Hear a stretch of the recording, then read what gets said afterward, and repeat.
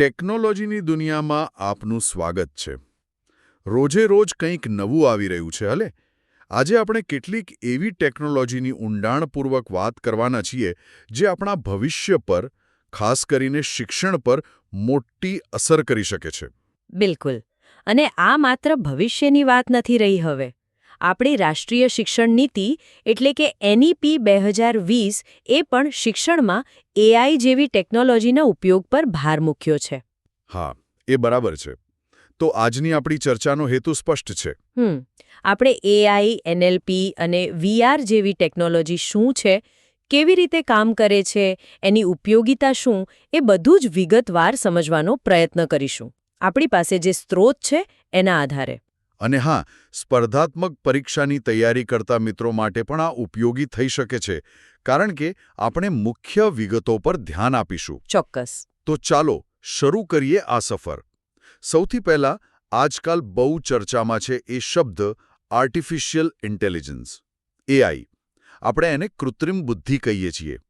આ ખ્યાલ ક્યાંથી આવ્યો, એનો મતલબ શું છે? આ શબ્દ છે ને એ 1955માં પહેલીવાર વપરાયો હતો. 1955માં કોણે વાપર્યો હતો? જ્હોન મેકકાર્થી, એક અમેરિકન કમ્પ્યુટર વૈજ્ઞાનિક હતા. એમણે AIને વ્યાખ્યાયિત કર્યો એમ કે બુદ્ધિશાળી મશીનો બનાવવા માટેનું ઇજનેરી વિજ્ઞાન. બુદ્ધિશાળી મશીનો બનાવવાનું વિજ્ઞાન એટલે સરળ શબ્દોમાં કહીએ તો જ્યારે કોઈ મશીન, કોઈ કમ્પ્યુટર સિસ્ટમ માણસની જેમ વિચારી શકે, શીખી શકે, પ્રોબ્લેમ સોલ્વ કરી શકે, નિર્ણય લઈ શકે, મતલબ બુદ્ધિથી વર્તે. હા, બુદ્ધિપૂર્વક વર્તે, ત્યારે સમજવાનું કે એ AIનો ઉપયોગ કરી રહ્યું છે.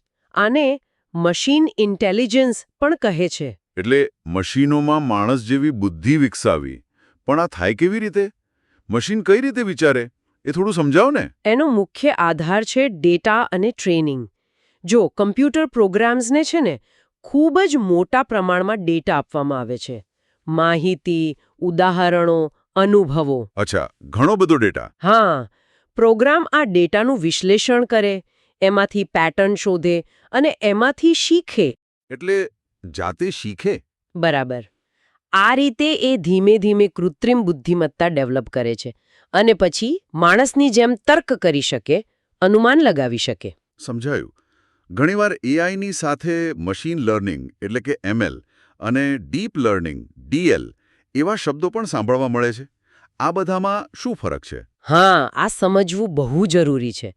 આ ત્રણેય એકબીજા સાથે જોડાયેલા છે, પણ સરખા નથી એમ સમજો કે. એટલે લેયર્સ છે. હા, એક પ્રકારના લેયર્સ જેવું જ. જુઓ, આર્ટિફિશિયલ ઇન્ટેલિજન્સ AI આ સૌથી મોટો વ્યાપક શબ્દ છે. આખું ક્ષેત્ર છે જેનો હેતુ જ એવા મશીન બનાવવાનો છે જે માણસ જેવું બુદ્ધિશાળી વર્તન કરે. ઓકે, આ મેઇન ગોલ છે. હા. પછી આવે મશીન લર્નિંગ ML. આ AI સુધી પહોંચવાનો એક રસ્તો છે, એક ટેકનિક છે. એમાં કમ્પ્યુટર સિસ્ટમ ડેટામાંથી જાતે શીખે છે. આપણે એને દરેક નિયમ અલગથી કહેવાની જરૂર નથી પડતી. એ ડેટામાંથી પેટર્ન શોધીને શીખે. બરાબર. મોટા ડેટા સેટથી મોડલને ટ્રેન કરવામાં આવે છે. અને પછી આવે ડીપ લર્નિંગ DL. આ MLનો જ એક ભાગ છે, પણ વધુ ઊંડાણપૂર્વકનો અને શક્તિશાળી. ડીપ એટલે ઊંડો છે. આર્ટિફિશિયલ ન્યુરલ નેટવર્ક્સ DL ખાસ કરીને બહુ મોટા અને જટિલ ડેટામાંથી સૂક્ષ્મ પેટર્ન પકડવા માટે બહુ સારું છે. જેમ કે ફોટા ઓળખવા કે ભાષા સમજવી. બિલકુલ, એમાં DL વપરાય છે. તો ટૂંકમાં DL MLનો ભાગ છે અને ML એ AI સુધી પહોંચવાનો રસ્તો. સરસ. આ તફાવત હવે સ્પષ્ટ થયો. આ પરીક્ષા માટે પણ અગત્યનું છે. હવે એમ લાગે છે કે આપણે જાણતા અજાણતા રોજ AI વાપરતા હોઈશું. ક્યાં ક્યાં? સ્ત્રોતોમાં શું ઉદાહરણો છે? અરે ચોક્કસ. રોજિંદા જીવનમાં AI બધે જ છે. સ્ત્રોતોમાં સરસ ઉદાહરણો આપ્યા છે. જુઓ, વિડિયો ગેમ્સ રમીએ ત્યારે જે કમ્પ્યુટર પ્લેયર હોય ને, હા, જે આપણી સામે રમે, એ ઘણીવાર AI વાપરે છે. એ આપણી રમવાની સ્ટાઇલ સમજીને પોતાની ગેમ બદલે છે, આપણને ચેલેન્જ આપવા. રસપ્રદ. બીજું? મ્યુઝિક કે ફિલ્મ રેકમેન્ડેશન, જેમ કે YouTube કે Netflix. આપણે જે જોઈએ કે સાંભળીએ ને, એના પરથી AI શીખે છે કે આપણને શું ગમે છે. અને પછી એવા જ બીજા ગીતો કે ફિલ્મો બતાવે. બરાબર. પછી સ્માર્ટ હોમ ડિવાઇસીસ જેમ કે સ્માર્ટ એસી એ રૂમના ટેમ્પરેચર અને બહારના વાતાવરણ પ્રમાણે જાતે સેટ થાય. હા, ફોનની બ્રાઇટનેસ પણ ઓટોમેટિક એડજસ્ટ થાય છે. એ પણ એઆઈ. અને કેટલાક વોશિંગ મશીનમાં ફઝી લોજિક આવે છે. એ કપડાના વજન પ્રમાણે પાણી ને ટાઈમ નક્કી કરે. ઓહો, પછી પેલી સ્માર્ટ કારની વાત? હા, ગૂગલની સેલ્ફ ડ્રાઇવિંગ કાર વેમો અને ટેસ્લાનો ઓટો પાયલટ એ તો એઆઈના ક્લાસિક ઉદાહરણો છે. ડ્રાઈવર વગર ચાલે. એ કેવી રીતે? સેન્સર્સથી? હા, કેમેરા, સેન્સર્સ, રેડાર બધાથી ડેટા લઈને એઆઈ નિર્ણય લે છે. અને છેલ્લે ડિજિટલ પર્સનલ અસિસ્ટન્ટ્સ. એલેક્ઝા, સિરી, Google assistant. હા, કોર્ટાના પણ. આ બધા આપણી ભાષા સમજે છે અને કામ કરે છે એ એઆઈ અને એનએલપીને કારણે જ. જેમ કે તમે ગૂગલ અસિસ્ટન્ટને પૂછો, નજીકની હોસ્પિટલ ક્યાં છે? તો એ રસ્તો બતાવી દે. બરાબર, લોકેશનના આધારે. આ ડિજિટલ એસિસ્ટન્ટની વાત આવી એટલે એક પ્રશ્ન થાય. આ સિસ્ટમ આપણી કુદરતી ભાષા, જેમ કે આપણે બોલીએ છીએ, એ સમજે કેવી રીતે? અહીં એનએલપીનો રોલ આવે ખરું ને? એકદમ સાચું. નેચરલ લેંગ્વેજ પ્રોસેસિંગ એટલે કે એનએલપી. આ એઆઈની જ એક બ્રાન્ચ છે. એ કમ્પ્યુટરને માણસની ભાષા બોલાતી કે લખાતી સમજવા અને એના પર પ્રતિક્રિયા આપવા માટે સક્ષમ બનાવે છે. એટલે માણસ અને મશીન વચ્ચે ભાષાનો બ્રિજ. હા, એમ કહી શકાય. એ ક્યારે વધારે ઉપયોગી બને છે? એની ઉપયોગિતા ઘણી છે. જેમ કે કોઈ રોબોટ પાસે આપણી સૂચના મુજબ કામ કરાવવું હોય અથવા કોઈ લાંબી વાતચીત કે લખાણનો સારાંશ જોઈતો હોય. અચ્છા, એનાલિસિસ માટે પણ? હા, સેન્ટિમેન્ટ એનાલિસિસ માટે. મતલબ કે વાતમાં ભાવ કેવો છે એ સમજવા. આપણે જે એલેક્સા કે સિરીની વાત કરી એ એનએલપી વગર ચાલે જ નહીં. પેલું ઉદાહરણ હતું ને, એલેક્સાને પૂછે હાઉ વોઝ યોર ડે, અને જવાબ આપે જાણે માણસ હોય. બસ એ એનએલપીની કમાલ છે. તો આ એનએલપી કામ કઈ રીતે કરે છે? ભાષા સમજવી અને પછી જવાબ આપવો, એના કોઈ સ્ટેપ્સ છે? હા, મુખ્યત્વે 2 ઘટકો છે જે સ્ત્રોતમાં પણ જણાવ્યા છે. પહેલું છે નેચરલ લેંગ્વેજ અન્ડરસ્ટેન્ડિંગ એટલે કે કુદરતી ભાષાની સમજ. સમજવો. હા, અહીં સિસ્ટમ આપણે જે ઇનપુટ આપીએ બોલીને કે લખીને એને સમજવાનો પ્રયત્ન કરે છે. શબ્દોનો અર્થ, વાક્યનું ગ્રામર, આખી વાતનો મતલબ શું છે એ બધું. અને બીજું? બીજું છે નેચરલ લેંગ્વેજ જનરેશન એનએલજી એટલે કે કુદરતી ભાષાનું નિર્માણ. બનાવવું, જવાબ બનાવવો. બરાબર. એકવાર સિસ્ટમ સમજી ગઈ એનએલયુથી, પછી એને જવાબ તૈયાર કરવાનો હોય. માહિતી ભેગી કરવી, એને ગોઠવવી અને પછી માણસ સમજી શકે એવી ભાષામાં રજૂ કરવી, લખીને કે બોલીને. એટલે એનએલયુથી સમજે, એનએલજીથી બોલે. ટૂંકમાં હા. એઆઈ અને એનએલપી પછી હવે પેલી ત્રીજી ટેકનોલોજીની વાત કરીએ. Virtual reality, VR. ગેમિંગ અને ફિલ્મોમાં તો બહુ સાંભળ્યું છે. આ શું છે બરાબર? વર્ચ્યુઅલ રિયાલિટી એટલે કે વીઆર એ કમ્પ્યુટરથી બનાવેલી એક આભાસી 3D દુનિયા છે જેમાં આપણે એન્ટર થઈ શકીએ. એવું લાગે કે આપણે ત્યાં જ છીએ. હા, બિલકુલ. એના માટે ખાસ હેડસેટ પહેરવો પડે જે આંખોને કવર કરી લે અને ક્યારેક હાથમાં ગ્લોવ્સ પણ હોય જેમાં સેન્સર લાગેલા હોય. અચ્છા, પેલા મોટા ચશ્મા જેવા? હા. એનાથી આપણને લાગે કે આપણે એ આભાસી દુનિયામાં જ છીએ અને વસ્તુઓ સાથે કામ પણ કરી શકીએ. એ દ્રશ્યને એકદમ જીવંત બનાવી દે છે. રસપ્રદ.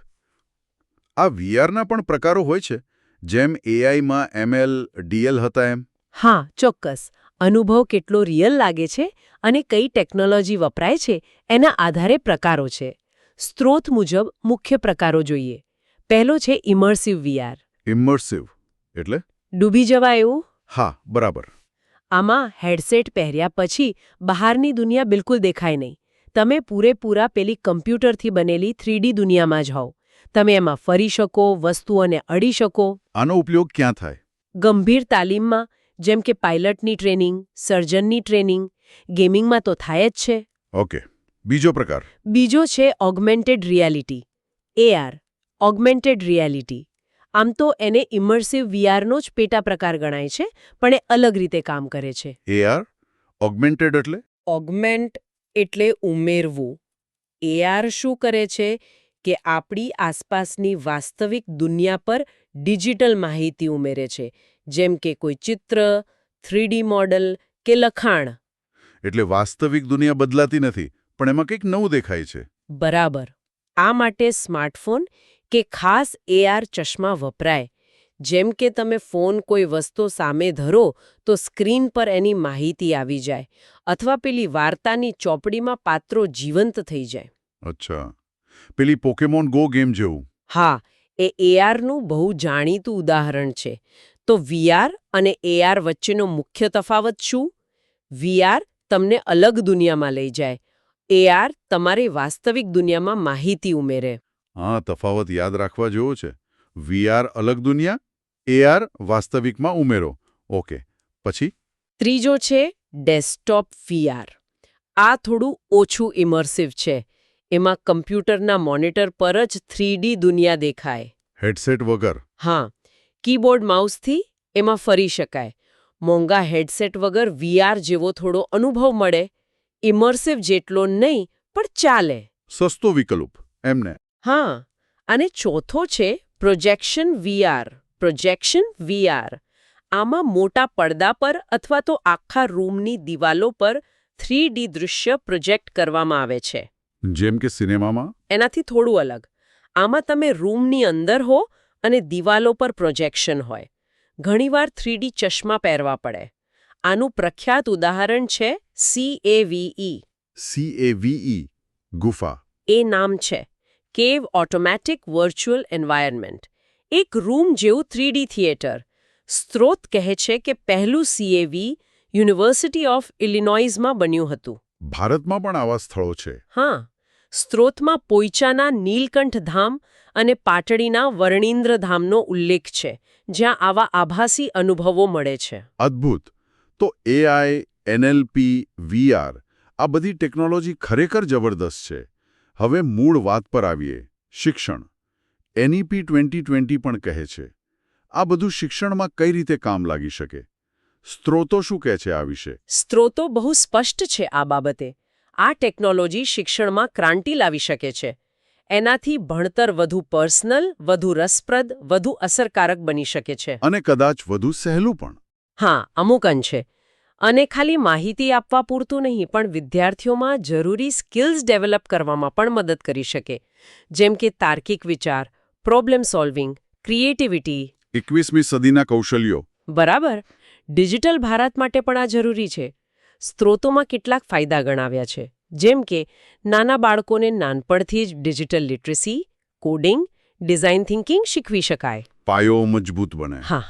કોલેજ લેવલે AI, 3D, data science, VR જેવા કોર્સ શરૂ કરીને વિદ્યાર્થીઓને ઇન્ડસ્ટ્રી માટે તૈયાર કરી શકાય. જોબ માર્કેટ માટે રેડી. યુનિવર્સિટીઓ AI, MLમાં માસ્ટર્સ, PhD જેવા ઉચ્ચ અભ્યાસ અને સંશોધનને પ્રોત્સાહન આપી શકે.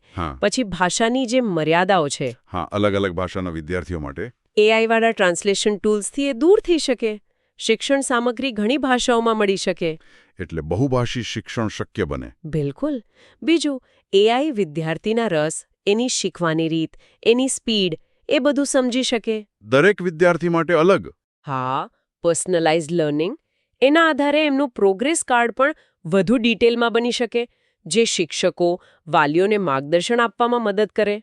અને શિક્ષકો માટે પણ ફાયદાકારક છે. હા, શિક્ષકોને નવી ટીચિંગ મેથડ શીખવામાં, પોતાની સ્કિલ સુધારવામાં AI મદદ કરી શકે છે. એમને પર્સનલ ફીડબેક આપી શકે. આ ફાયદા તો ઘણા સારા લાગે છે. લાગે છે કે શિક્ષણનું ભવિષ્ય આ ટેકનોલોજી સાથે જ છે. પણ કોઈ પડકારો, કોઈ ચિંતાની વાત?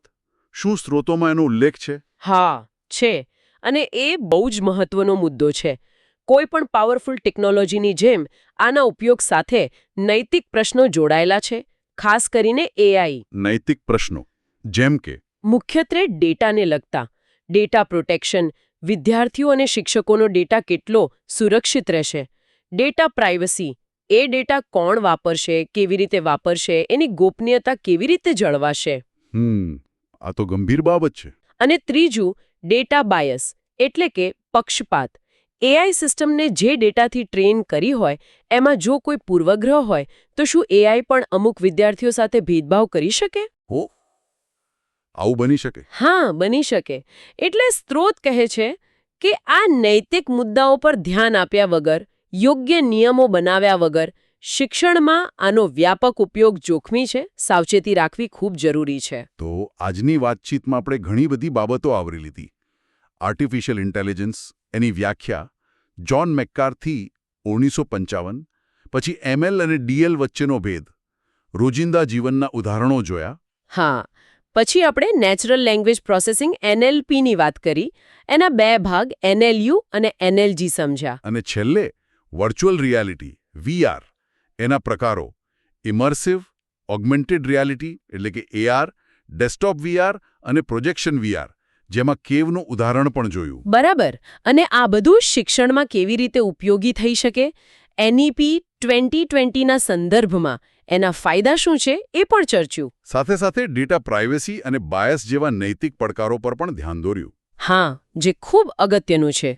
આપણી ચર્ચાનો સમય હવે પૂરો થવા આવ્યો છે, પણ એક વિચાર સાથે શ્રોતાઓને છોડી જઈએ છીએ. જેમ જેમ આ બધી શક્તિશાળી ટેકનોલોજી આપણા શિક્ષણનો ભાગ બનતી જાય છે, તેમ આપણે કેવી રીતે ખાતરી કરી શકીએ કે તેનો ફાયદો બધા સુધી પહોંચે, કોઈ પાછળ ન રહી જાય.